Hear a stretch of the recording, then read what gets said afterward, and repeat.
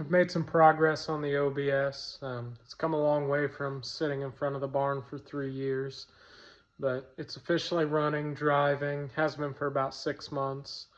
I actually did a drag and drive with it in October, which did not go as planned, but at the same time, it ran a PB of 1191, and I was in the 1190 class. So I was really happy with that. Quickest it had been before the drag and drive was, I think, a 13.1. It blew the rear end up that day. And before that, I'd only been to the track one other time. It ran a 14.2 was its best, but that was with a stock converter. And this 4.8 could not leave the line at all with the stock converter. So I had a custom converter put in it. Made a huge difference. I got the boost control working for the drag and drive. I actually forgot my laptop, so I was kind of limited on what I could do with it. I was able to get it to 10.5 pounds, and that's what got me the 1191. So I probably have about 4 more pounds safely on the stock bottom end. We'll see what happens this year. I'm going to probably turn it up to at least the 15 pounds. If it takes that all right, we may up it a little more. I'd love to get a 10 out of the truck. I don't know if that's possible in the current configuration, which is a darn near bone stock 4.8 and a bone stock 4L80. It's running a Holley Terminator, but it runs great as is, so we'll see what happens when I turn the power up a little bit. I know I'm going to have some suspension issues when I try and push it harder. I did just put some Viking double adjustable coilovers on the front, rears on some AC Delco air struts. We'll see what happens when I turn the power up. It may work, it may not. I'm also going to be tire limited. I'm just on some Nitto 555Rs. I don't know how much power they're going to take in this thing with the crappy suspension, so we'll just have to play it by ear and see what happens.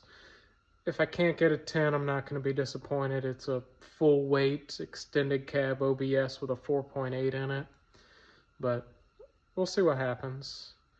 I do have a 5.3 I just picked up.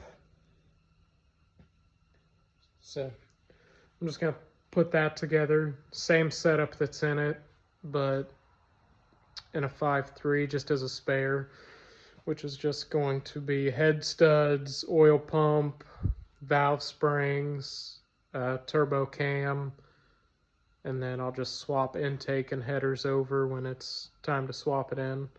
So nothing crazy. Just I don't want to put a whole bunch of money in it and then do something stupid where it blows up and I'm out thousands. I'm fine being out a couple $100. I'll just find another junkyard engine. They're easy to come by. Yeah, but that's about it. I'll just kind of do a quick walkthrough around the truck, show you guys what's happened. And so this is the engine.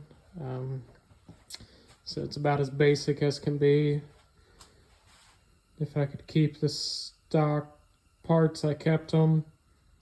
The only reason I switched intakes is because I wanted to tuck the wiring under it. I think it looks a lot cleaner. I'm still on the 70mm turbo that comes with the On3 kit. I'm definitely going to upgrade that to a 78 either way. Other than that, instead I've been polishing the paint up. It turned out pretty good. So there's nothing left on the roof. I can't decide if I'm going to just clear coat the roof and hood, or if I'm going to do like a shine juice or something like that. Part of me really wants to just give this truck a full paint job, but it's so nice to not have to worry about it. So I painted the C4 obviously, but I hate having to deal with the nice paint. It's so much nicer to be able to work on something and not care. The bed on this driver's side bedside is destroyed. So I'm polishing it up. I'm working on this bedside right now on the polishing. I've done one step and that's about it. This side has been re-clear coated right here because I replaced that cab corner. So, cab corner was painted at the bottom.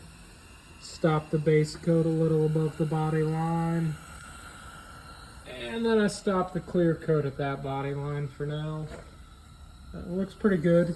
The color matches really well, especially from a Amazon or a AutoZone rattle can.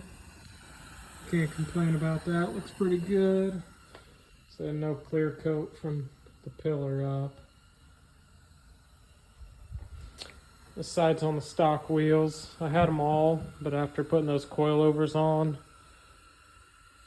I threw the other wheels back on the passenger side just to see what it looked like fitment wise. I can't decide which look I like better.